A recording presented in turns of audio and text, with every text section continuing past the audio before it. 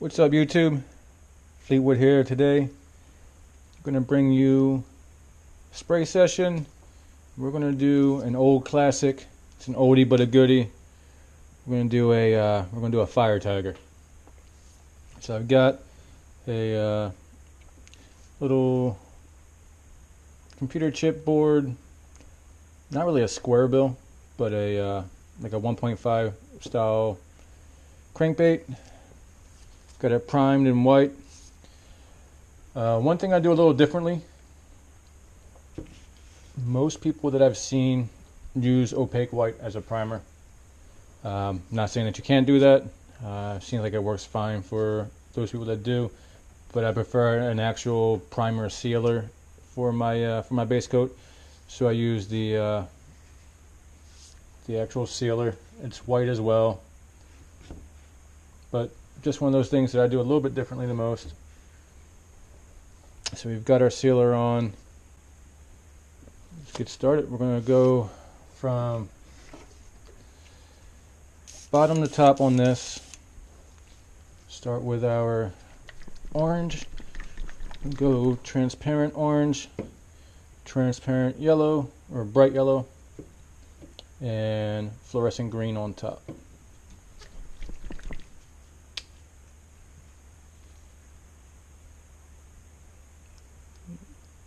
Couple drops of each paint should do just fine. Make sure my pressure is not too high.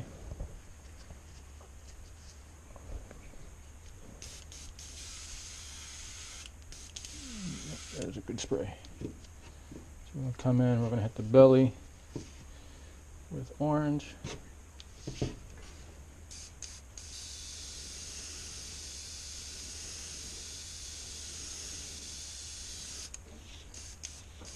Nice wide coat there. Make sure we take a little bit extra to hit under the chin. There we go. Get that darkened up a little bit. Come back down. And we've pretty much cleared our chamber of orange. So now we're going to go to our yellow.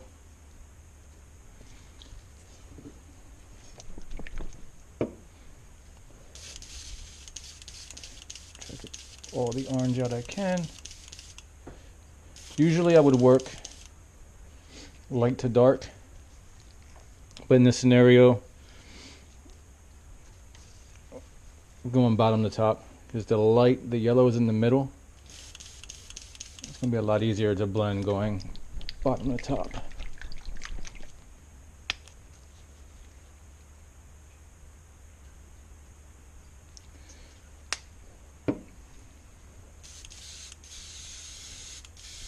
Pull that orange out of there. Now we're yellow.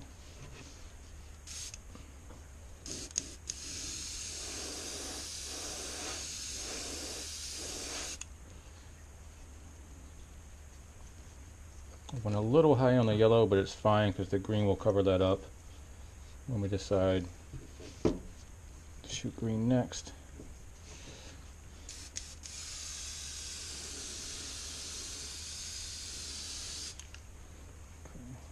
Orange to yellow,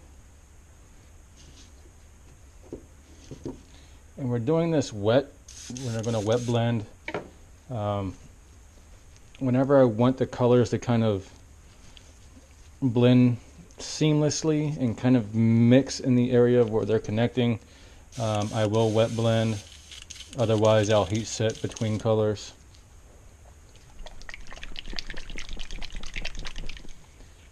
These are transparents. If there wasn't a white base coat underneath, the bait would be more see-through. And I did a very light base coat just to keep a little bit of the transparency of it. Okay, now we're in our fluorescent green.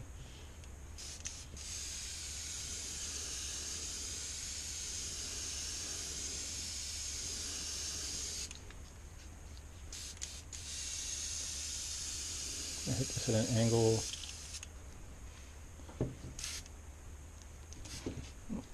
A bit too much, or not enough.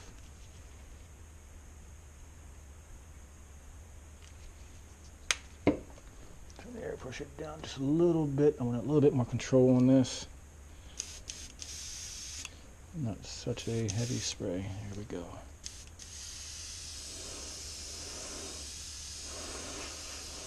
A little bit of a blend there on the shoulders.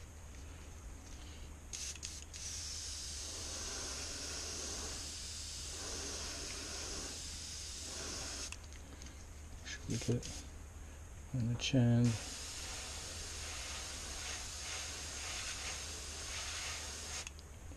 There we go. So there's our Fire Tiger base. I'm going to heat set this. So with this type of pattern, it's really up to the creator. You can go higher on the orange, lower on the yellow, vice versa, more green. Kind of like the blend where I have it, but again, to each their own. This is a very, old school pattern. You've seen it a lot, but don't want to be cookie cutter with it. Just kind of have some fun with it. Alright guys, I'm back. I had to cut the video for a minute. I lost my stencils, but I hand cut just some random patterns. We're going to see how they look. Throw these along here. Might throw a little stencil of black right around the gill plate. So whenever I do detail work, I don't like to use straight black. Primarily use sepias, black magenta, detail colors. So what I am going to use is detail black magenta. Opaque black tends to be just a bit overpowering, even in the even in using it in small amounts. Just black lines with opaque tends to just be just a little too opaque. So detail colors work a lot better for that. Clean the chamber out just a bit and turn the air pressure down for stencil work. Stencil work, you want slightly less air pressure, actually a good bit less. I do my base coating at about 45 psi. The orange, yellow, and green, I was at about 30 because they were just kind of wide strokes, wide general patterns. For this, I'm going to drop down to about 15. There we go. So you don't want so much air pressure that you blow the stencils up and spray underneath of them.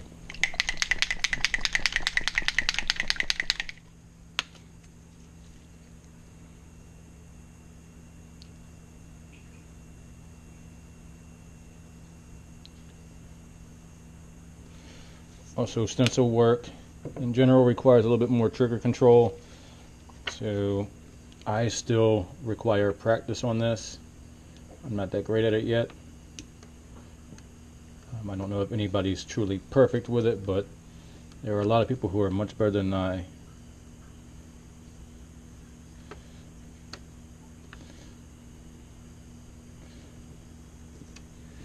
Be sure I'm not. It'll be hard to make sure I get this shot and get the bait exactly the angle I need it so that my stencil holds properly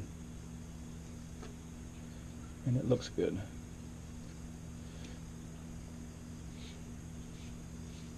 Sorry about the compressor, but one of the things you come up against when killing air pressure a little bit is a bit of spray or paint splatter at lower pressures.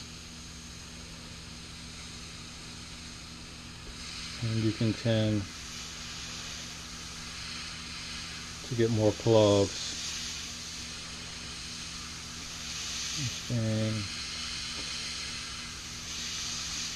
light on the trigger.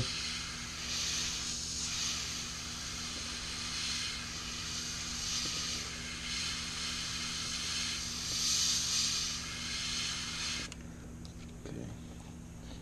So there's the angle around the gill.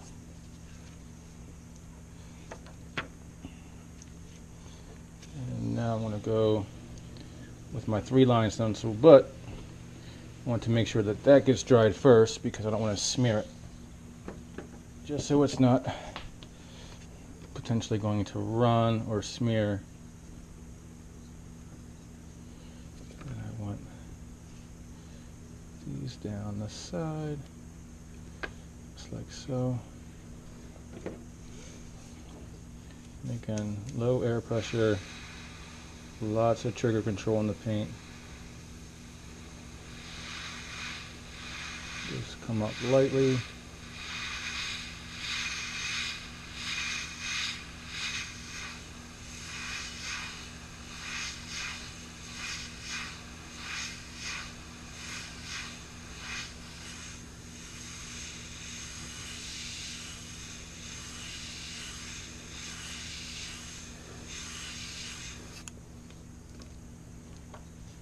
There you have it. And again, I don't know if you guys can tell from the video, but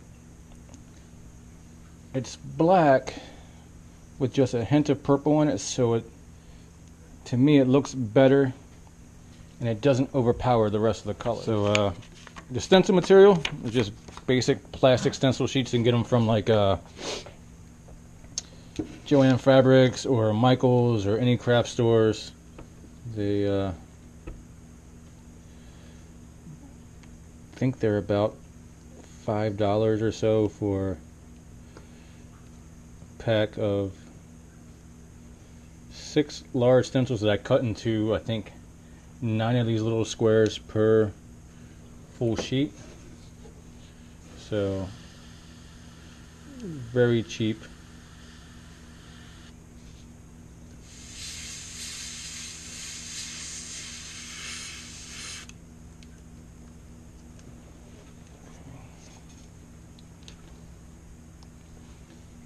Go line.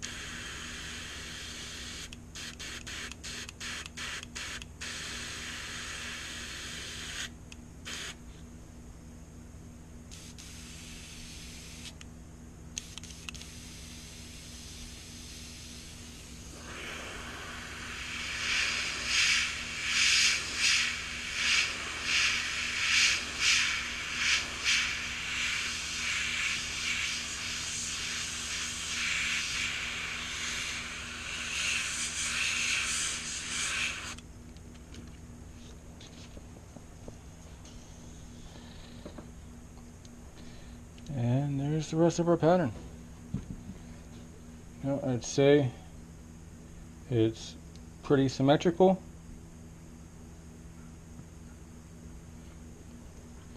Not too bad. Has some serious issue with tip dry and clogging. Should have addressed that better, but I was so close to being finished that I just wanted to get it done. But there we go. There's a classic, an oldie but a goodie. We got classic Fire Tiger. Thanks, guys. See ya.